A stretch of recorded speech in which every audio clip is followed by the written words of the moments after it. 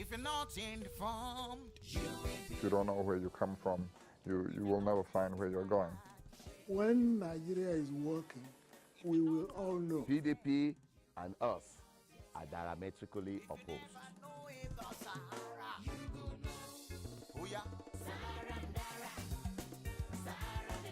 SaharaTV, let them be the TV, the best TV, information, education, inspiration.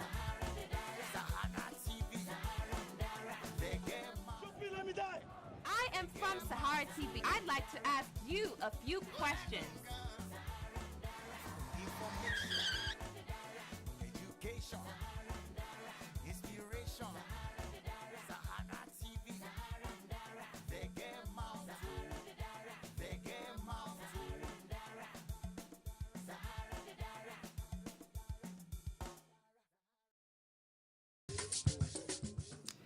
Nigeria has been continuously blamed for being insensitive to the plight of its own people, both at home and in the diaspora. Despite Nigeria being one of the richest countries in the world, with its large deposits of crude oil, its citizens, especially the youth, have left the country for economic reasons, a lot of them winding up abroad, living in squalor, incarcerated for this or that, or even dead. However, following the death of Libyan dictator Muamar Gaddafi in October 2011, following an invasion of his birthplace and stronghold, the city of Sirte, a lot of Africans have been subjected to inhuman treatment by the Libyan authorities, a lot of them executed for no apparent reasons, lucky ones incarcerated without charge, trial, or closure. We spoke to a Nigerian national who works for the Initiative for Youth Awareness on Immigration Development, Mr. Solomon Okoduwa, who was on the ground in Libya's prisons where he snuck in and recorded and witnessed firsthand the maltreatment of Nigerians locked up in various Libyan deportation camps. Mr. Okudua expressed dismay at how both the Libyan and Nigerian authorities were ignoring the suffering of over 7,000 people on lockdown. We also managed to speak to a number of the prisoners at Triborough prison via telephone directly from the prison cells, and they gave us an update as to how they were randomly and discriminately picked from the streets and accused of immigration violations, including overstaying, lack of IDs, and international passports. Mr. Mike Great, a Nigerian activist and also the president of the Nigerian community in Libya, talked about problems he had faced going between the prisons, the Libyan authorities, and Nigerian government as he was trying and attempting to negotiate ways to repatriate the prisoners. He accused the government of lack of support and insensitivity on the plight of its nationals, and the problem was exacerbated by the closure of the Nigerian embassy in Libya. This was making it very difficult to find proper authority to look into the matter with diligence and immediacy they deserve. Mr. Suleiman Aziz Al-Haji, who is believed to be the consular assistant still based in Libya, agreed to speak to SaharaTV, but has still yet to keep that promise. We'll keep a tag on this issue as it unfolds.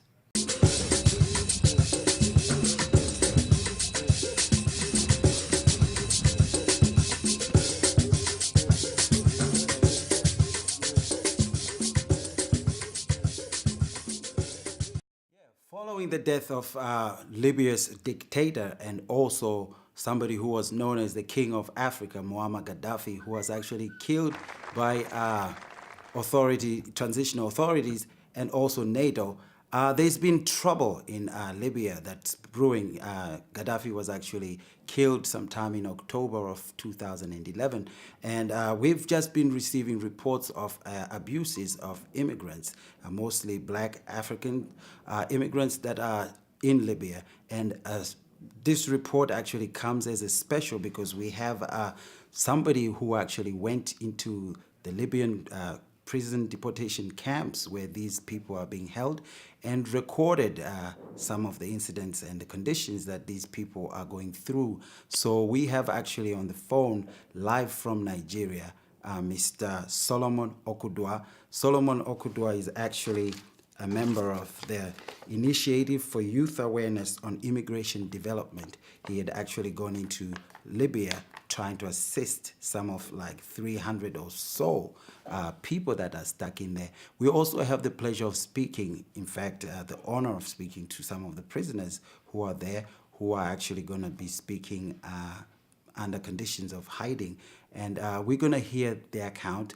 And then later on in the program, we're going to try to speak to the consular assistant actually based in Libya, Mr. Solomon Aziz Al-Haji. He actually agreed to do this interview, and he's going to come on with us via telephone. So all these interviews is via telephone, and it's going to be right now. Mr. Solomon, how are you? I'm fine. Good evening. Good evening. Thank you for coming on Sahara TV. The pleasure to you. Yeah. First of all, can you tell us who you work for and what your position is? Thank you very much. My name is Solomon Okoduwa. I am returning. I came back. When I came back, I had a compelling name to fight against illegal desert migration. I set up an NGO here in Nigeria that has its own core objective of discouraging people from migrating illegally. The reason for this is because of the starvation people are going through in the Sahara Desert. The way Nigerians are drowned on the Mediterranean Sea, all in the name of the grass is greener on the other side. So we are trying on our own set in Nigeria here to discourage our teeny youths from this danger that is ahead of migrating illegally, and also to protect the life of Nigeria in diaspora, to see that their welfare is being attended to see that their security is guaranteed, especially in Libya, which is a case study today, that there are people who are in prison, people who are in detention camp, people who are doing a job there, that their life is protected, and the fair justice is being given to each and every one of them. That is my objective. Okay. Now I know that you actually went to Libya, and you actually went into, I think, several of these prisons. Tedura, there's Kedida, there's Torisha, there's also another one, Zawea. So can you tell us what your experience was and how you managed to gain access? Because I also believe that you managed to record using your cell phone. Can you tell us the experience and how that happened? Thank you very much for this opportunity. Sometime 2012, when we came back to 2011, we have a lot of Nigerians after the death of Muamar Gaddafi. Then when we did, so many Nigerians said that because of hunger in Nigeria, I must tell you, because of hunger, they have to go back. Because they went back, not that because they rejected Nigeria. They want to see how they can have a meaningful life outside of this country, outside of Africa, so that when they go back home, they can rebuild and kind of re-establish their family. When they got there, they were apprehended in the name of the blacks, where the mercenary Gaddafi used in fighting their people. And the fact is that Nigeria, were the people Gaddafi were using. Gaddafi was actually using at that time the southern part of Libya, who are the blacks. So they misconduct that was a misunderstanding between the NPC, the loyalists, and the Nigerians. So they were humiliating Nigeria, intimidating Nigeria. So many Nigerians were heading to prison. Then I used so many mediums here to cry out before I took the decision of going there. Nobody funded me. I took all this and I sold a few things that I have to see that yes, I buy some books, some gospel material here in Nigeria. I buy some African food. I buy this and some people gave me some used clothes, blankets, moved straight to Tripoli because of my passport. And when I got there, I met with Mr. Mike and a few other Nigerians, and I started trying to see how we can go to prison to see our fellow Nigerians, to see what they are feeling through, to see how long they've been there, also to find out also the role the Nigerian embassy has been playing. House Committee on Diaspora Matter and also the Minister of External Affairs. That is considered in last year, sometime last year, June, July, and we went to Poeta Prison. We went to the Zawiya. There's one prison in Sweden, the prison is Sweden prison. That one is Zawiya, and there's another prison in Libya. Libya is in the city of, it's in the suburb of Tripoli. The city that is on top of the hill and about 120 above the sea level. They have about 3 prisons in that place. So these are the places we visited at that time, and it was a very, very heart-touching places. And it breaks my heart that our embassy, though they are trying, but their effort is not enough. They must be able to unite the whole Nigeria for a common purpose. They must be able to safeguard the issue of Nigeria. No men, irrespective of their illegal status, they shouldn't be neglected. This is my pain. This is my cry. This is my passion. Okay. All right. Before we get into that, can you just briefly describe to us the conditions? Because I'm sure our viewers would like to know what conditions that you found. Because I believe that some of the prisoners are still wearing the clothes they were wearing 8 months ago when they were put into prison. They have no water, there's no food, there's no medication, and there's no contact with anybody else on the outside except empty promises. So can you tell us exactly the conditions of what you observed? One of the conditions I observed there is number one, the inmates there, though they feed, the Libyan government feed them very well. They eat good food. But one, there's no medical attention to them as appropriate. Although it's a prison, you are not expected to have 100% freedom. But to an extent, at least we should have a feeling for our human being.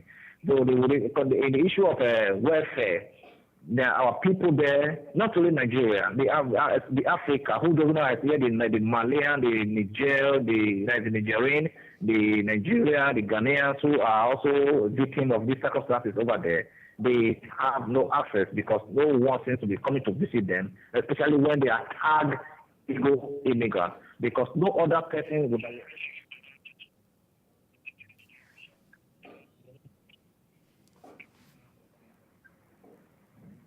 Hello? Yeah, can you hear me? Yes, I can hear you. Okay, carry on. Sorry, I think we have a bad line there. All right. So Mr. Mike Grace has actually been doing very, very much well, very, very, very marvelous work in that Libya. Because when I came, Mike, I showed me some pictures of people who he actually did. At the essence, he risked his own life to rescue Nigerians in prison, to help to render support. And also Mr. Suleiman in the embassy, though he working as a diplomat there, there's an essence he also do something to protect the Libyan government who reside, where he resides, and also the Nigerian government where he is also representing. But the issue, the truth must be told. Their effort is not enough. We are not trying to tell them that they've not been working, but they should sit tight. They should sit tight. The way they maltreat Nigeria is not the way they maltreat Cameroonian. And Cameroonian don't even have an embassy in that place. You don't get Liberians are there. You don't touch Liberian man in that place. You know, so because why the country, their country, place that is so much, relevant, so much kind of value on them. But why are Nigeria relegated as citizens to the background? Because of illegal status. And the reason why I tell you most of them are leaving the country is not because they want to go and see the beautiful houses over there. It's not because they want to see the beautiful roads and over there. No, because of one particular thing, hunger. Because they want a better life. If the enabling environment is created in Nigeria here, especially in the southern part of Nigeria, the south, honestly, nobody would like to travel. As we speak now, I've tendered so many proposals to the government concerning area of resettling people in the area of agriculture. Because one thing you need to do, you have to get the youth engaged. The youth are the future of tomorrow. You get them engaged. When you get them engaged, their mind will be responsive and be responsible in the society. Nobody would like to go and die. Nobody would like to go and be drowned in the Mediterranean Sea. You get that? That is my passion, and I thank God for this opportunity, and I pray that the Nigerians, the passionate people, the good spirited Nigerians, or the good spirited people all over the country, all over the world that is listening to my voice today, to have to think of how to support this group who are championing this cause. Okay. To see how that the life of people who are migrating on a daily basis is the life is threatened, and also to reduce it to a various minimum. Okay, so Solomon, we've listened to you. I just want to ask, just because you were on the ground, you also saw these prisoners, you got to speak to them, and you also went and also spoke to the diplomats that are representing Nigeria in Libya. What do you think they need to do at this point? Because you say they're not doing enough. What do you think needs to be done? Yes. And how many people are we talking about that need to be evacuated One back to thing Nigeria? I want them to do is, number one, then there should be a forum for all the African leaders to come together in Libya to decide to conclude and have a resolute on one point that all the illegal immigrants should have a kind of pre-residence card. I mean, not because most of them have passports, but the issue is because you didn't come with flights, you didn't come with visa, nobody invited you, so you will be denied what is called. They call it a karma. A karma means residential permit. You don't have it, so they should have a consular card that will carry that will add value to the personality or the status of each and every immigrant in that country, given by the embassy or the consulate in that country. So if they have that, when you are apprehended and every security and any official sees you, they will allow you to go. What their dealings is now not with you, with the embassy that issue to you. So those are the area, and once that one is applied, then there will be kind of regard to the person, then there will be regard to and value to Nigerians in that place. So that area during the time of this a couple of years ago in Libya. But right now, for a couple of 3 years back now, we have not been released. Nigerians in Libya have been facing so much humiliation. And I want them to use this opportunity to remind the government of Nigeria to reintroduce that idea of issuing out consular cards that will be signed by the consular himself, given out to every registered Nigerian in the city of Tripoli, the city of Benghazi, the city of Bozuk, Brak, Obari, and Suez, so that Nigerians living in all this region will be free from the hand or the hands of the militant Libyans who are out there to humiliate Nigeria, all in the name of illegal immigrants. Thank you very much. Okay, yeah. I believe we also have online one of the prisoners, and her name is Edith. Unfortunately, we don't have any pictures, or we can't even actually go to tell her full name, but her name is Edith. Edith, are you still there? Yeah, I'm here. Okay, you're going to have to speak up a little louder. But Edith is actually in a prison in a Torisha deportation camp. So she's going to talk to us and briefly describe the conditions of what's going on over there. Edith, how are you? I'm fine. Yeah, how long have you been in Torisha camp? For the past 6 months. For the past 6 months? Yeah. Okay, how did you get there? What happened? It happened one morning on my way to work. So you were just on the streets going to work? Yeah, my way to work. So what happened? Did you get picked up by police, soldiers, plainclothes people? What happened?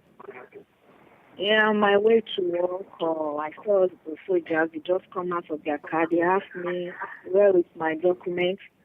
I gave them my Nigeria international passport and my ID that I work with. They said I have no ICAMA, that's resident permit, the one they use in Libya.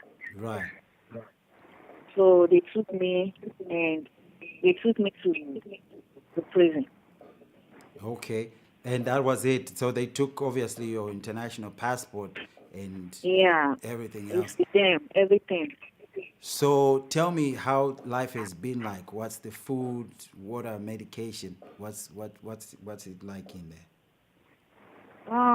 Life in the prison is rough. It's not that good. They just give us food twice a day. The food is not that healthy. No, the water is not clean. And now, right now in Libya, we are in winter. We have no jackets to put on. We are feeling cold. So you only have the clothes that you got in with. There's no blanket. There's no warm clothing. Yeah, there's no clothes, no clothes. We are wearing tata clothes. Okay. So how many of you are there in that prison? Like I said yesterday, we are about 500. Okay. I see. Now, is there a way that you can at least explain, like, what you do in the morning to evening? What is there? Is there any recreation? Do you go outside? Do you get to do any exercises? Yeah, in the morning, we play a lot in the prison because we have nothing to do. Sometimes Friday, because Friday is a holiday here, they do take us outside the surrounding to pick the surrounding so that the surrounding can be clean. That's Friday.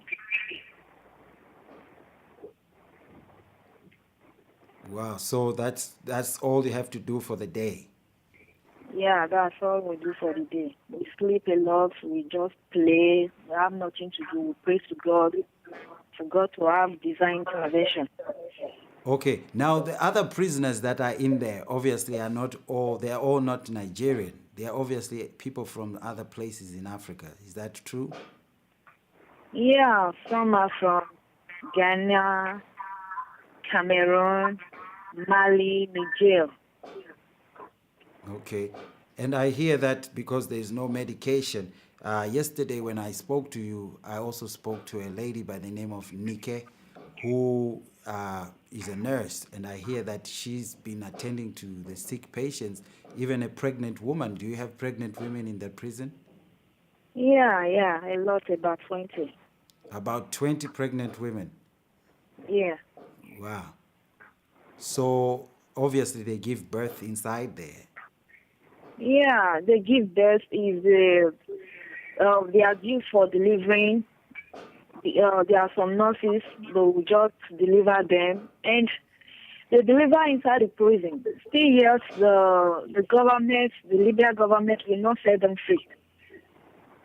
So what happens to the children? Do they have to stay with them inside the prison, or they're moved to some place else? Yeah, yes.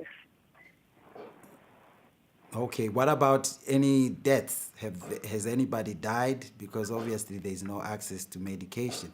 So I'm sure people are dying in there. Yeah. There's been some deaths? Yes. Okay. Now, have you been able to get in touch with the embassy, the Nigerian embassy there? And if you did, how did that go?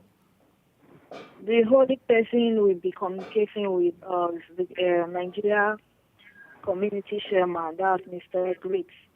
Mr. Mike Great. Yeah. Okay. Mike Great. Mike Great. Okay. So that's all, and whatever he comes to tell you that the government has said this. So what were you told in terms of your freedom from your government? What information were you given from Mr. Mike Gray? Yeah, it promised us that the Nigerian government will do something about freedom. Okay. That they are still working on it. Okay, and how long? All the 6 months you've been there, it's just been promises. Yeah, nothing has been done. And nothing has been done. Yeah. Okay. Thank you very much for speaking to us. We're going to bring on Mr. Mike Great. Mr. Mike Great is actually the Nigerian community president who's actually taking it upon himself to be the spokesperson and also at certain points risking his own safety, his freedom, and his life, trying to help out his fellow immigrants that are locked up. And he's been the go-between the prisons, the Nigerian authorities, and again the Libyan authorities. So he's going to come on and just give us a breakdown of what his experiences have been. We'll take a short break.